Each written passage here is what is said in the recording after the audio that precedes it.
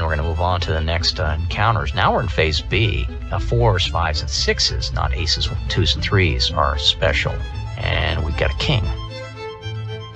The glint of a scry glass alerted me to the scout hidden within the brush of the shore. He did not need the device to see our ship. Here he was, seeking to be among us, counting bodies. We had no intention to stop, but the scout was about to change our minds. Too long he lingered, motioning his palms just enough for me to see by the angle of the lens the record of tallies he made, first of the soldiers, then horses, finally the count of our very swords. You know what's out there, don't you? Ep04 began to question, then apologized. Of course you do.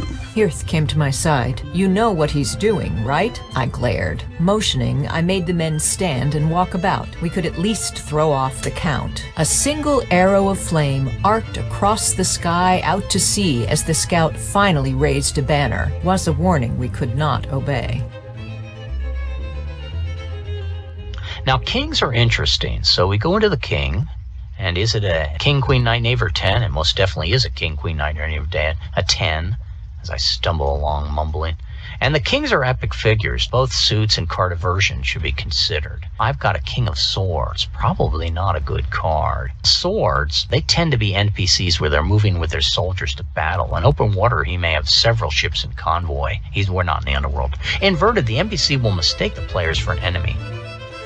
Ivan warned us to hug the shore. Most evenings I had seen why. Out in the Black Sea, ebon tentacles seethed, waiting to embrace. Now we had the choice. Turn around, risk those dark waters, or continue. The shore route meant a rain of flaming shots. Was not much of a choice. I wondered if the magic that turned north to south might aid. That compass change might have been trickery of the wind caller, or merely created by my confusion. Indecision would not get us any closer to Cherson. No route was the safer choice. I frowned and exhaled. We go ashore, all ranks. Hirth nodded. Check that the sailors bring their slings. The leader of the first Optio cocked his head, letting me know he knew his tasks to war. The ship was left with just the rowers and a single Deshii drummer to set the pace. The Jenolan remained aboard to work the sails. If we did our part on land, we'd meet our boat on the other side of the county, past this noble's outpost on the shore. Was I concerned, losing my ship a second time? Certainly, but riding out with Hirth and the warriors was hardly being abandoned. Charge into battle and being scattered, that would be far worse.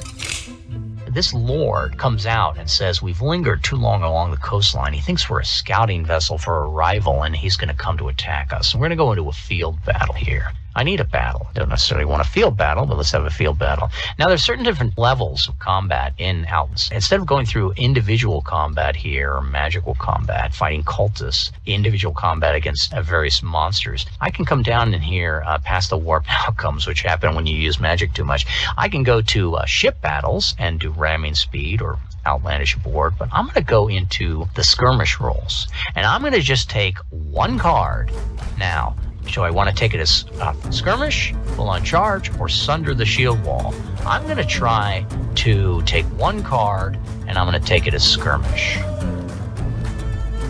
My warriors welcomed the fight, a good stretch for the mounts and sinew. Our opponents were levy soldiers. Some had ochre-tinted jerkins, but most only wore ribbons around their sleeves, marking friend from foe. Each would make a fine war trophy. I stood in front, Ep04 raised. Some of the garrison took a step backward from my hellish blade. The champion commanding these soldiers called for all to hold. He was too young to be the actual landholder. Undoubtedly, here was a captain of this outpost, looking to prove his worth. He arrayed his spearmen in a shallow line. Behind these were the archers, most still inside the towers or on the walls of the square keep. All were in range to fire on us and my longboat. My goal was simple. I needed to drive the garrison out of their ramparts and down the coast, long enough for my ship to cross. The archers in the towers extinguished their firepots, the garrison commander saving pennies on oil. He reasoned with us disgorged ashore that our boat would not separate. He wrongly decided as well that my horsemen were the greatest threat. He should have just stayed sealed inside his fort. Let us take from the area if that was our aim. Barely 2 pennies of value before the harvest matured. I hoped my counterpart made many wrong assumptions. Let's see if I can get a card of skirmish here. And the king card inverted in skirmish. Do not think there is a bane. Skirmish, bane. Pan down just a little bit to make sure there's no banes hidden in here. I realized later that you should intermix the banes with the other tables to avoid some of this confusion. I know bane, it's the same thing up and down. The banes are built into the table. So I'm going to take a skirmish card of a king. It should be a good one. Brandish your sword in a style that cowers all who come near. What are you fighting us for? We're just simple Varangian. I could probably issue this in my Rus language or in Greek, since he's a noble. What I'll do is, since I said I'm only going to take one card of skirmish, I'm going to make this. If I make that, then I will have successfully won this battle. If I fail, as a negative modifier, I will take an irregular card.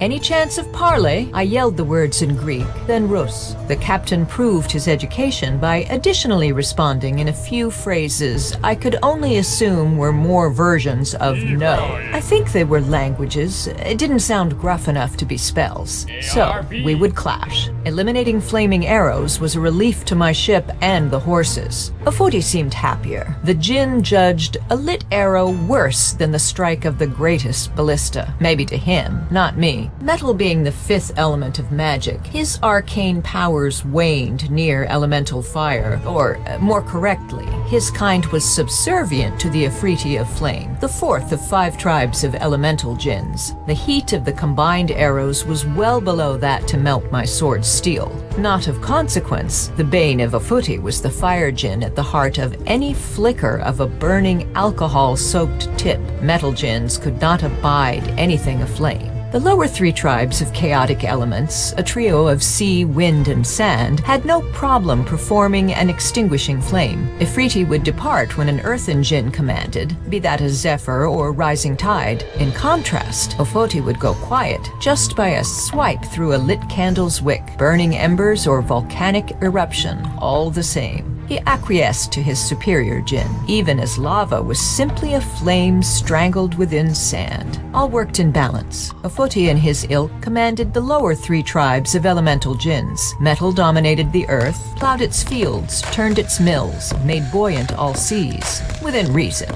You can dam a river or chop ice. You can reap a field or build a shelter. Granted, a sack of loose coins did make a poor ship.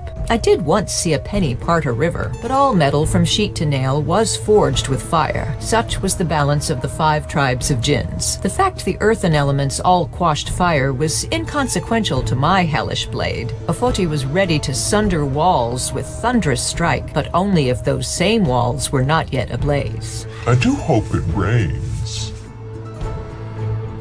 Although we did leave the phase. So when we went to phase B, we no longer have the -2 for longbow. I think I keep the quest pip until the climax. You either have a quest pip, a negative quest pip, before or after. I'm going to keep that for 3 phases. Blade Hellish. Wow, that's neat. Brandish my sword. I can pick up Blade Hellish on an 8. And it's a 9 on 2 dice. 2 dice. Finally, a decent roll. And I picked up Blade Hellish, and because I'm successful, this encounter has ended. Cleaved short shields, hue of wood, shouts, silent warriors, speared, arrow slain, Northmen. Imposter, I cried, giving all about me a stir. I realized this was not my voice. Try again, wind caller. I matured in halls with heralds. Stanza of 3. Chant and ... I know the cadence of a true saga. ... and chant, alliterated in syllables exalted. ... and chant and ... Why, Halfdan thought I needed this rather perfumed education. You'll have to ask of my father. As for your poem, you started well enough, but fell apart with the pattern. Adding a 4th solo stanza was insult with injury. The Windmaster of Cherson started laughing. Double your promised coin for returning Ivan's Windbox. Interesting, even generous. Perhaps if we met first. But I am no backstab to betray my vow. Varangians expect death. We enter Valhalla with honor. You will have that fate. Promised the wind caller. Excuse me, I leave you with a fart to play with, to freshen this place after your stale beer belch. Wait, that works. Collar's beer belch. Stank, threat. Trust kept true. See, Windcaller, was that cadence so hard to compose? So I get my character sheet out here. And what's the first thing we should do above all priority? Well, we should check battle because we want to have different battles. Although it is interesting at crafty deed, execution of seals, those tend to be task resolution, not Q&D generated. And I picked up Blade Hellish. So I have noticed my normal everyday sword suddenly is acquiring magical properties. Djinns are starting to live within my blade and assist me. Maybe they think I'm some future king. The same with my mount. As I told you, my mount could be a dragon kind, slowly evolving out. My blade is slowly becoming a magical blade. And then I, personally, am gaining all these swaggering of being able to effectively spurn, kick, speed and guile, an R. Hellish Blade of M, which I have marked on my character sheet now as picking up, and I took the ignoble for battle. And we're still in Phase B, and I'm flipping a card. Queen. Now, I had a queen in the first phase of encounters, and now I have one here, but it's inverted. So he cannot help me in this case. In fact, he probably needs something back from me. He's saying, well, I only gave you those dogs to assist you for a brief period of time. I need them back for my own protection. The battle was won by rote. I left the tower banner unchanged, just a misunderstanding, not a conquest. The garrison was accustomed to chasing bandits, not holding spear versus spear. We took what few did stand, knocked down and captive. The captain too. He unlocked the chain doors on his blockhouse and ordered his last archers to step away from the battlements. Many had already cut and run. He seemed relieved when we showed no intention to stay. Salted beef shank, quick hoist to shoulder, what they had in reserve for ale, and we headed back to the beaches and our ship. Just a misunderstanding.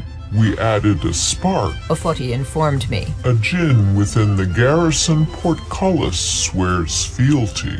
The rate of power accumulation is not fixed, and not all djinns bring the same power. I don't know the cause. Some think this happens from battle, drawing blood, absorbing sweat, or the owner must be of a certain age or ability. Others believe the djinns are imprisoned one after another by the gods as penance in service of the worthy. Djinns may not even know themselves how consciousness comes and goes. Metal might gain a first djinn upon the quench. From there, the fiefdom builds, adding members. Metal djinns seem to covet swords. There is only this truth. All share abhorrence to the other 4 tribes of djinn. Each of my older brothers held magic blades of different abilities. Hirth of the first Optio, his saber too seems enchanted. Djinns and Varangians seem well suited, but nothing lasts forever. My father's blade went silent before I was born. Added to his bitterness, my sword informed me, We have agreed I alone shall speak human. I accept this honor. So do I, Ofoti. Well, easy come and easy grow. Take off that longboat. And because I give them back without a fight, I will exercise prudence. Still in Phase B. Just a few ignobles away from level 1 and get that all-important make roll. A king. Now, this is a king, and before, a little while ago, remember we had that other king that showed up. Now, I can run another king encounter, or there's a shortcut that worked its way in from my experiences playing Cutlass, where if you don't want the encounters from the deck to monopolize all your play, if you want to get to that climax in the end, you need to have rolls of 2 kings in any phase, 2 queens, 2 knights, 2 knaves, pages, and then an era 10 if you want to go maidens and what's the other one? Chaos? Can't remember. Gosh, it's tough to get old. 2 kings in one phase is going to push me to Phase C, so I move on to Phase C.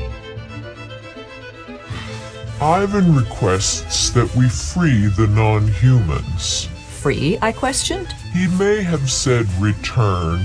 I was busy. Release is how I relay his dagger's request. That was sad news. I thought I'd have Bird and Bear with me longer. I had yet to learn any but the crudest of gestures, emitted by either Jenolan or Deshii. Still, I liked them, even hoped some would remain with us after our task was done. The crew would miss them too. Some of the recently joined had good rapport, especially with the Bird Jenolan. I started the training of sailors, but the Jenolan took over. As for the Deshii, they often started work before instructed. Steady of stance, riding the water, great swimmers too. I set these good folks ashore, provisioned of course. I would not have them go hungry. There was enough donated by the last garrison. I brought with me an interpreter, the best of the lot, Valentine, the miller's son. I had little doubt both races could understand me, but I wanted this last courtesy. That also gave them a chance to purposely misunderstand, and for me a chance to play innocent about what was lost in translation. Your debts are paid. Ivan awaits in Constantinople, offering hard employment. That's a long trip to the Empire's capital. Much might happen before the steps are taken. The roads are well traveled, but never truly civilized, as much as proclaimed by each township. Many unexplained things have occurred and will occur. No one knows the future, even the brightest stars. Go find your path by your own course. All roads eventually lead you to someplace. Travel well and far. I all but told them to go north and avoid humans, Ivan above all. Jenolan bobbed as Deshii bowed before setting off together. If I can get to the climax, I lose that negative quest pip as well, and I'm in Phase C now. Now, what is this back-to-back king? What does it represent? Is it a campaign event? No, it's probably just good fortune. Occasionally, your player characters are going to luck themselves into better events. Look, guys, isn't that Belgorod right there on the horizon? Why, it most definitely is. We went to Phase C, so no longer 4s, 5s, and 6s. And Phase A, aces, 2s, and 3s. We're looking for 7s, 8s, and 9s. Probably not 7s. Here comes my another encounter, and the lover card comes up in encounters. So I go back to my encounters here, description, the lovers. Until the deck reshuffles, treat all queen encounters as inverted. The patron has nothing more to offer, so Ivan is now deserting us. He may even regret at this point sending us on the mission. We passed fielded villages and coastal fishing. No one came to greet us. We could try trading with blind drops, putting something ashore and seeing if anything was left in exchange. This form of bartering could take several iterations, and we had not the time. It was enough to be left alone. All were glad as much as we when each map dot was put behind us. It was a few weeks later we saw a dock poster warning of raids. Hirth and I started laughing. Hey, I know those two. The images depicted Jenolan and Deshii. Seems our friends had decided the slow road home was indeed best. Might as well get going. If our friends did turn a touch feral, best to move along. Leave the sea spear. Dreary depart on nailed bark. Deep water seeking Dane.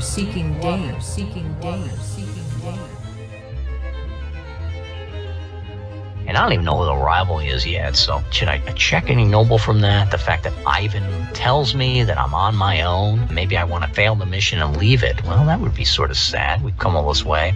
It's not a crafty deed I've made a roll, and it's not magic exposure or acquisition or monstrosity, so there is no ignoble for me to check from this.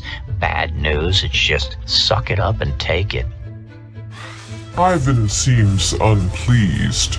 My patron expected to sell his non-humans, turn a small profit. The broker backed out of the deal when others of the species were reported raiding. Others? Constantinople was far away. Transport always had risks. Ivan did not expect us to sail back for a few slaves. I told him curtly our quest was in the north. He agreed. In case we saw them, he left his desire unstated. Or did Ofoti grow bored relating our prattle? Now that's not in Fae. So what was the previous card? A king. So a king and a lovers would be a personal event. I need to check something real quick. We had a situation there with the hangman that said until the deck reshuffles, ignore personal events when they're generated. Skip past. So that hangman event we're still ignoring it from the previous result that we applied. Would it also mean that we ignored the lover's card? No. Only the hangman is ignoring the personal events. The lover's card would have taken effect. And so this personal event of the king followed by the 4 would not take place. And just again, because I'm assuming that anyone watching this is more of a fantasy person, has not seen Cutlass videos, and the 2-page role play that I demonstrated with the Crusades has none of this elaborate action.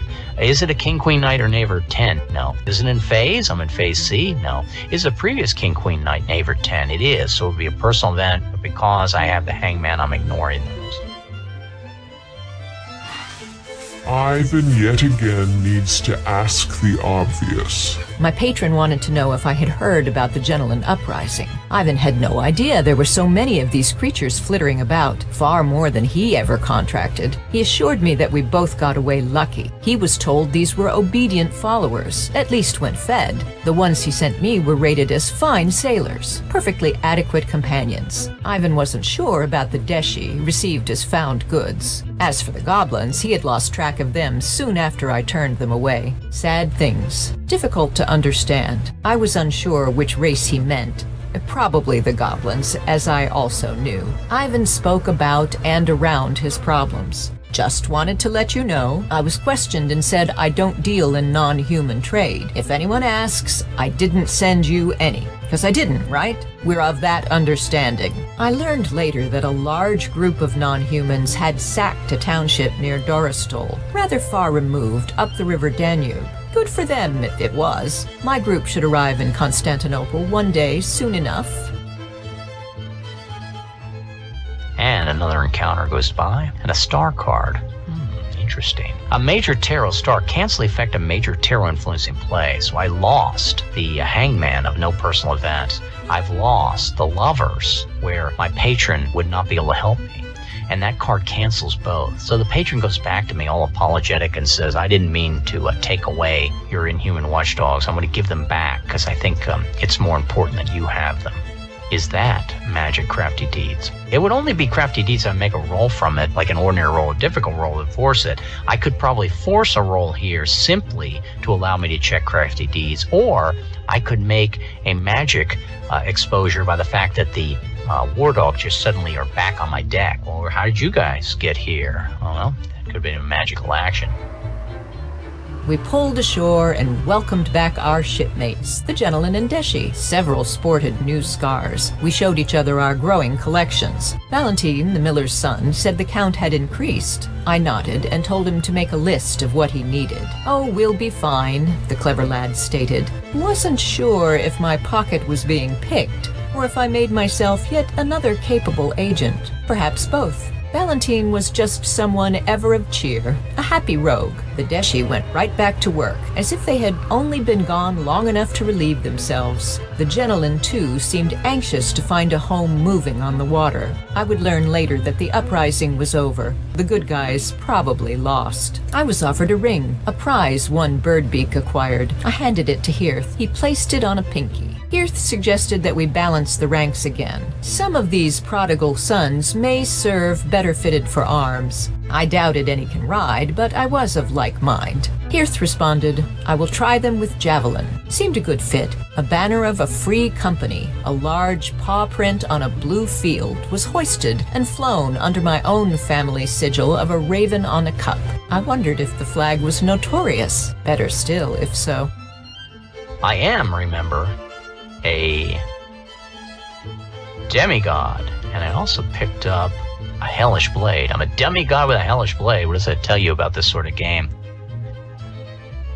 My father's boat, this one, was named Roar Halfdan, meaning a helm, though there was disagreement on whether this was meant as steerage or headwear. Of the crew, there were fewer who mentioned Halfdan by name. Some still would praise me as beloved by my father or making him proud, compliments I accepted as is. Most of the crew now saw me as the leader. I ruled this ship. The Jenolan called the vessel Guldorn, Gold Nest. Not sure how Valentine knew this. He may have embellished. I interpreted the Deshii growl Jomfru Metza as Maiden's Forest. Maybe the sawn seat plants were branches. Most called the boat Roar, a helm. I finally christened her Metza Urn, the Wood Nest. We would defend our home. There were always some who served without choice. Regin, the brother of Fafnir, the second cohorse I drowned, remained as an indentured oarsman. I unsheathed Ofoti whenever I desired less talk and more work. One grumbler in any crew was to be expected. Hirth said we should sever his tongue. Lead us in song, Regin, a nice voice. On moonless nights, I painted letters, electric blue, using the glow off of Ofoti. Let's move on. I'll take another encounter without checking a noble. More later.